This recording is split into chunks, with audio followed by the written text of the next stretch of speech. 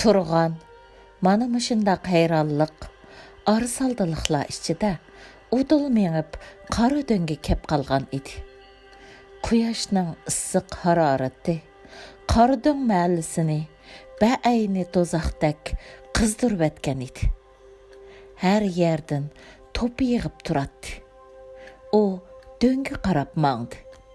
Halsızlığan notidek inchik putlarini aran yo'tkaydi. U yandiki dönglikdiki dumbaq to'pi duvullarga nazar soldi. O yer Qaradöng qabristonliq edi. Turgan shu tarafga qarab mangdi. Döngning qop beliga kelganda uning hech madori qolmadi. U to'pi yo'lning chetida qo'ngini qo'yibla putini oldiga so'zib o'ltirdi. Atrof zaratgarlik edi. U to'pi dövüllari ustidagi qag'jirab ketgan qo'shqarning mungizlik boshlariga, mukchiyib ketgan xom kesaklarga, xatlar yozilgan marmar toshlarga, sanchilgan qo'ziqlarga, xatlar yozilgan yeriq toshlarga, atrofdagi qurib ketgan cho'plarga bir-birlab qarab chiqdi. Uning gallari qurgan edi. Qo'rsqi toza ochqandi. Ikki yanchug'idagi tosh olmani silab qo'ydi. Tosh olma qizib ketgan edi. Dal mush chog'da uning quloq tubida baqqal bolaning "Dada, erkinlik" degan so'zlari yamridi. Bu so'zlar balki egiz tog'larni, cho'qlarni, döngliklarni bildiradigan so'zlar o'xshaydi deb qoldimi qandaq? Beshini ko'tarib, oldiga qarab, yiroqlarga nazar soldi. Cho'qsi ko'k osmondagi oq bulutlarning orasiga sho'ng'igan tangir tog'larni ko'rdi. Tog'ning oppoq ballarida uzib yurgan quyosh tog' tizminlarini chaqnatib etgan edi. Teskay tarafdagi talk tog'larning boshlari osmonning qahriga tutishib, ulanib ketgan tog' tizminlari palak o'g'zisida cho'qchiyib turadi. G'ulji shahrining atrofini ani ashu gigant tog'lar o'rab, o'zidagi gulgiyalarning yedillarini ko'klamdagi larzon shamolda uchartib, akilib shaharning har yollariga chapatdi. Unchi marvoyitdak yomg'irlari shahar ichidagi tal chiviqlari sangilab turgan avrishim tallarga shoyi jula munchoqlar asatdi. Kungay tarafdagi Narat tog' etaklarida yilondak to'lg'unib, bahraman yotgan Ili daryosi o'z hasratlarini, mo'nglarini, jimi dard alamlarini ichiga yoshirib, zohirda hech nim bo'lmagandek tamkinlik bilan oqmoqda edi. Aralab mavj urib, choy qilib, jupqunlashlari, o'rkashlashlari bo'lsa, nafrat, g'azablarining jo'sh urishlaridan edi. Hey güzel Ili daryosi, sen mening ajdodlarim bilan mungdash. Sen azaldan Uyg'urlarning dilovar, mard o'g'lonlariga ham nafas, ham sirdosh. Sen Qut Tangirtog'ning u qetidagi tarimga va bu tavada Altay g'o'l etaklardan qayrilib chiqqan Ertisqa ham cheksiz, poyonsiz Bayqalga beqiyos rangdosh. Sen xosiyatlik tarix. Sen mening jafokash xalqimning, ajdodlarim tarixining yorqin sayfillarsan. Turgan orqaga burildi. U orqasidagi cheksiz ketgan dönglikda bosh ko'tarib turgan qavrilarga ma'sum horg'in ko'zlari bilan sap soldi. U ichida "Dada, erkinlik" degan so'zlarni ixtiyorsiz takrorladi. U holsizlandi. Uning xiyolidan Munola keçkendek boldi. Hey aziz ruhlar, sizlardagi bu talay kimda bar? Ya ussaydigan ig'iz yo'q, to'ydirdigan qo'rsaq yo'q, solab qo'ydigan odam yo'q. Sizlar mushu cheksiz to'pilikda qanchalik erkin ekanliginglarni bir bilgan bo'lsanglar, o'zinglarning talaylik ekanliginglarni ondan bilgan bo'latdinglar. Turgan dönglikte o'ltiraverib, harduq yetib mügdashga boshladi. Chunki u bugun 4 kilometrdan oshiq musofirni piyoda besib, dadasini yo'qlab kelgandi. Mana hozir u yakka yegona pinhon edi. Shu topda uning yumron badani tushdan keyingi quyoshning o'tdek tapta ostida eriyotgan muz parchasidek erib ketyotdi. Uning sabiy ko'ngli dardga to'lishqa boshladi. O'zini yolg'iz, chorasiz, bechora his qildi. Uningga yig'i o'lashdi. U kun chaqqan yashang'u ko'zlarining qatilib og'riyotganligini bayqadi. U ko'zlarini aram oldirishni o'yladimi yoki yoshlarni yoshirdi-mi? Aytavur, ikki qo'lini tugilgan tizining ustiga giralashtirib qo'ydi. U paqirab turgan peshonasini qo'lning ustiga qo'yib, beshini tövanga egdi. Cho'mishdak beshidagi qop-qora qirqim chashlari yulduz zarrachilarini chechivatgandek valdab turadi. Alayzal qanchalik vaqt o'tdikindan tushma-tushdan guldirlagan oyoq ovozlari qulog'iga anglandi. U beshini ko'tarib, manglaylardagi tarlarni surtib, do'nglikdan ot surlaridek choq to'zoq chiqarib kelayotgan odamlarga qaradi. Ularning qadamlari barg'ansir yaqinlashdi. Ular bir meyitni yerligiga qo'yib yongan jamoat edi. Arasidan velosipedning roliga esilgan holda do'ngdan tövanga qarab tushayotgan birsi turganning oldiga kelib turdi. Uning to'pa bosgan yuzlariga zang selib qardi da: "Turgan balam, nimalarni qilib yuriysan bu yerda?" deb velosipedni tashlab qo'yib, turganni turg'izib, yuz ko'zini siladi.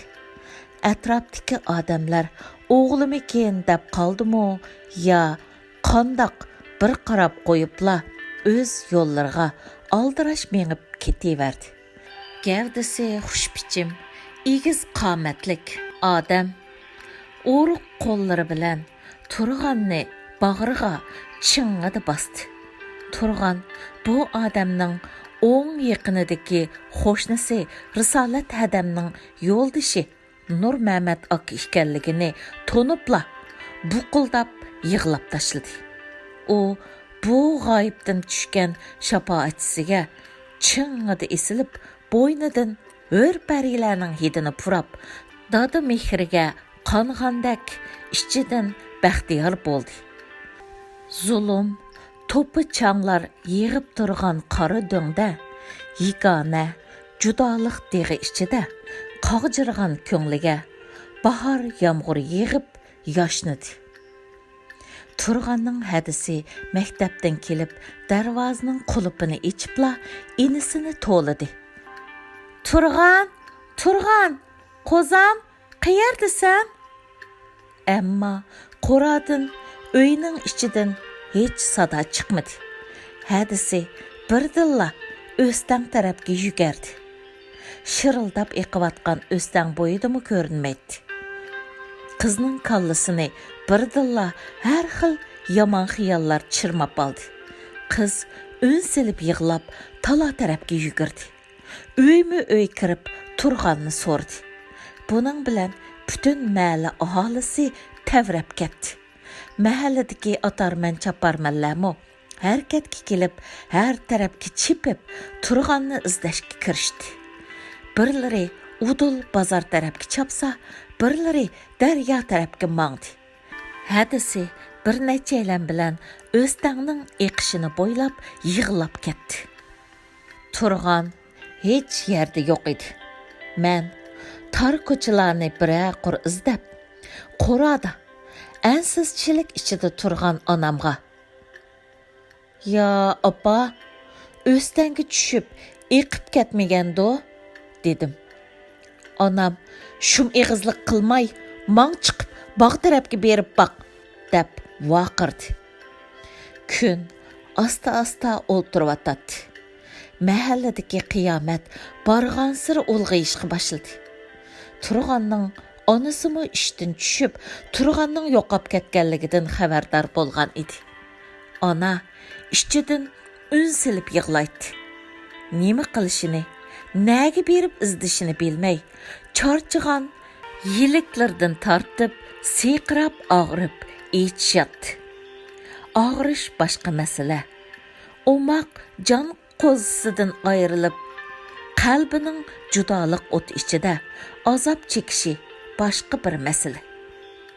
Ona quyosh patqanda ching'ida yumilib oladigan Yasmin gulidek tugilib azobliq ingraydi. Tangridan o'g'lining tinch amon tepilishini tilaydi. Dal mana shu chaqda Nurmamat aka bir top balalarni orqasiga selib, urushda g'alaba qilgan bahodirlardek mag'rur ko'ringan Turg'anni beshida egiz ko'tirib, arshdan tushgan malaika anbiyolardek onaning ko'z oldida paydo bo'ldi. Ona chachrab o'rnidan turib, yig'lab, titrab, urib, Turg'anni quchoqlab, bag'riga ching'ida bosdi. Uning bosh ko'zi, qo'llarini so'ydi. Ona bola ikkisining tanlarila emas, ruhlarimi birlashib ketgan edi. Onaning ichidan urg'ib chiqqan issiq xo'shalliqi og'zidan balaning mangziga tegdi. Bala oxiri g'idiqqa kelib, qaqoqlab kulib ketdi.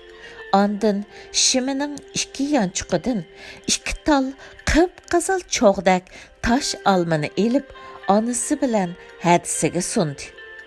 Turg'anning bu qiliqlari, qaqoqlab kulishlari, hadisining qalamdak qoshlari ostidagi to'la yig'lab qizirib ketgan qo'y ko'zlariga kulkining julasini paydo qildi. Qizning qizil gul sifatlik yuzlari, g'unchidak og'zi, rayhondak lavlari titrashdan to'xtadi. Atrofdagi ahli-maldikilarning qalbini va butun vujudini quyoshni ko'rib erigan oppoq qorlardek eritib, tabassum jilvasiga cho'mildiribdi. Kunlarning iqin sudek iqishi bilan bu ishlarmi boshqa ishlarga o'xshashla unutib ketildi. Sho'rliqni kesak bilan itivatgandan keyin Turg'an davomliq qo'rag'i solab qo'yildi. U davomliq darvozaning yo'chqidan talog'i qarab, "Dada, erkinlik" degan so'zni takrorlaydigan yangi bir odatni chiqarib olgan edi.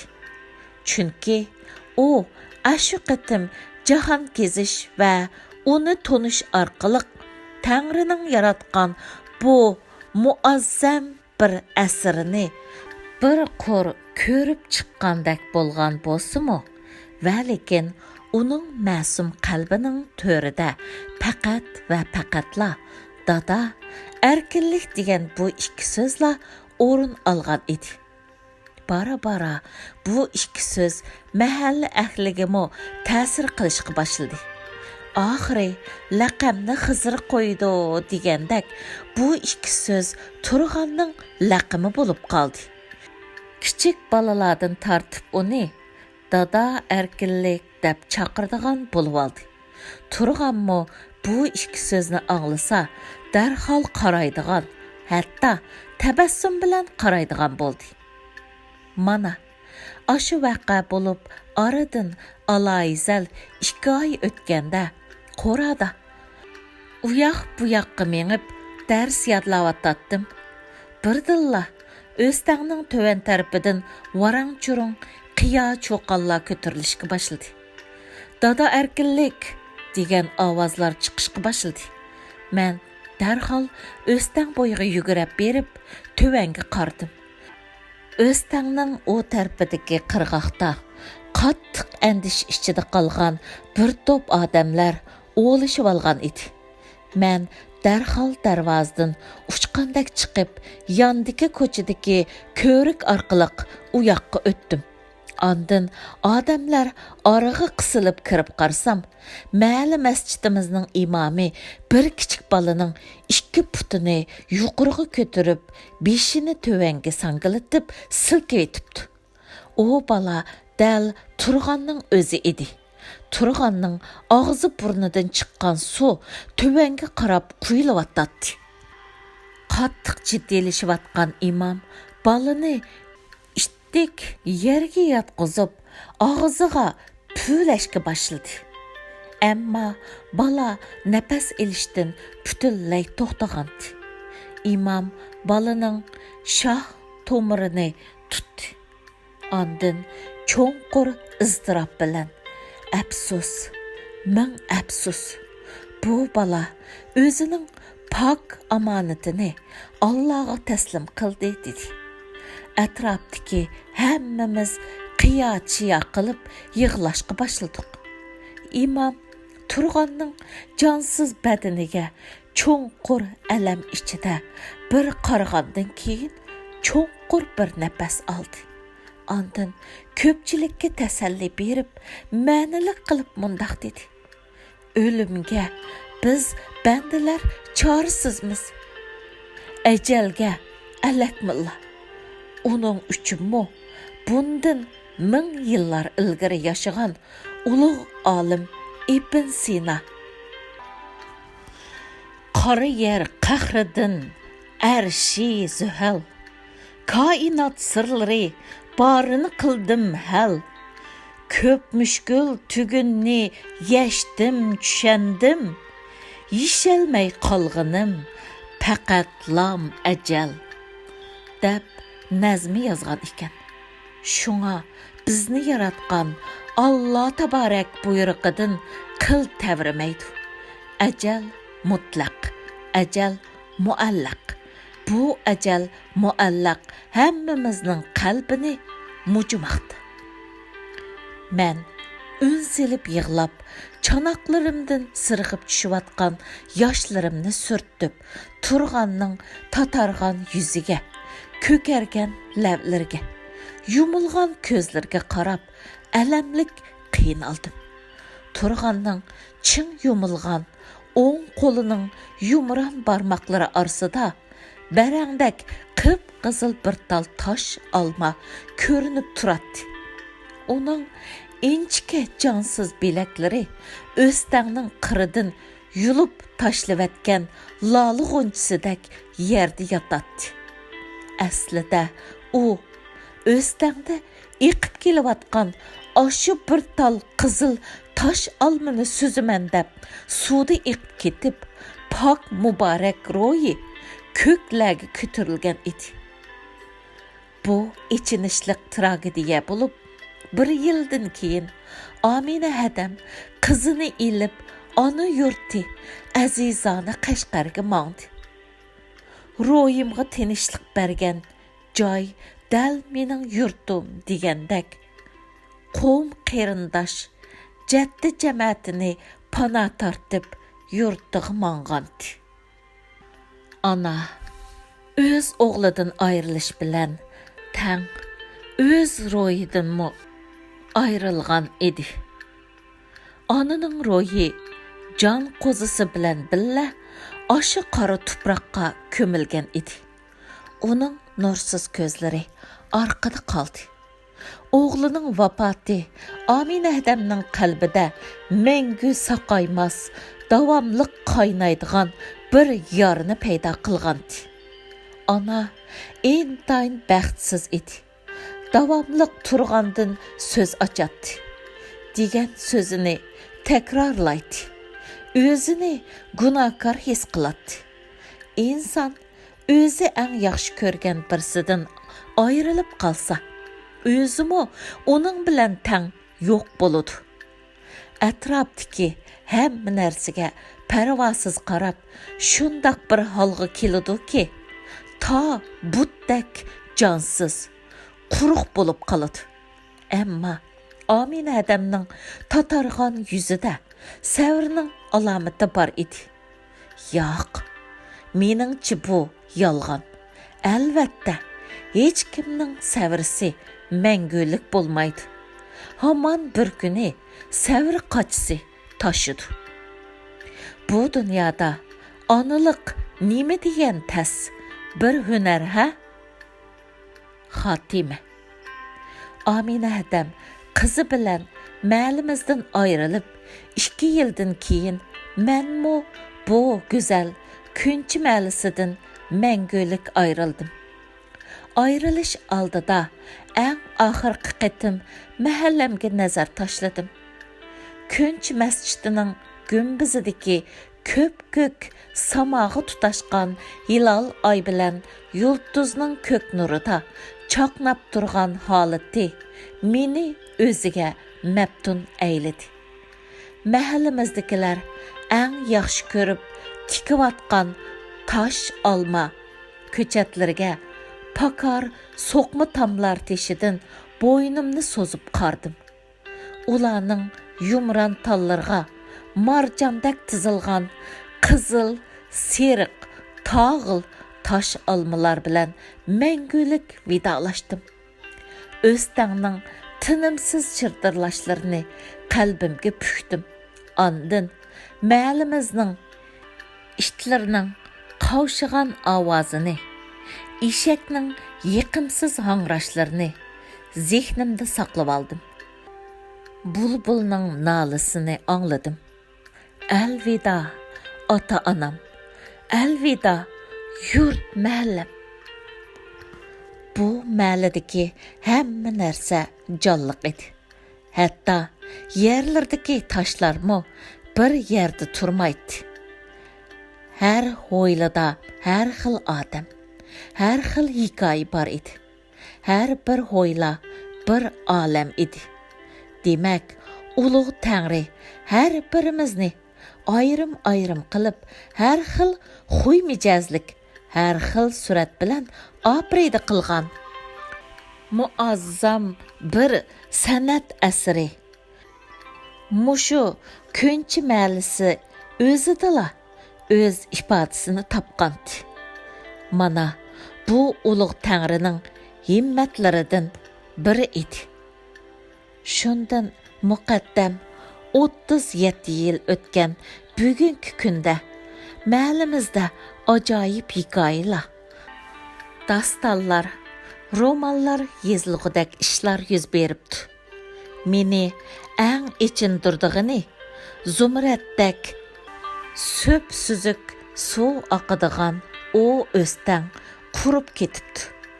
Faqat inchki bir iznasi bilan u yer bu yerlardagi kichik cho'qirlar mahallimizga yodgor bo'lib qoldi.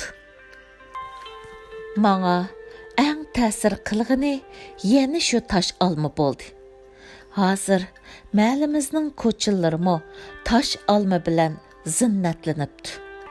Burunqi qor yog'ochlar allaburun qerib qurib ketibdi. O'rniga tosh olma ko'chatlari tikilibdi. Shunga hozir mahallimizni yoshlar tosh olma mahallisi debmi ataydi ekan.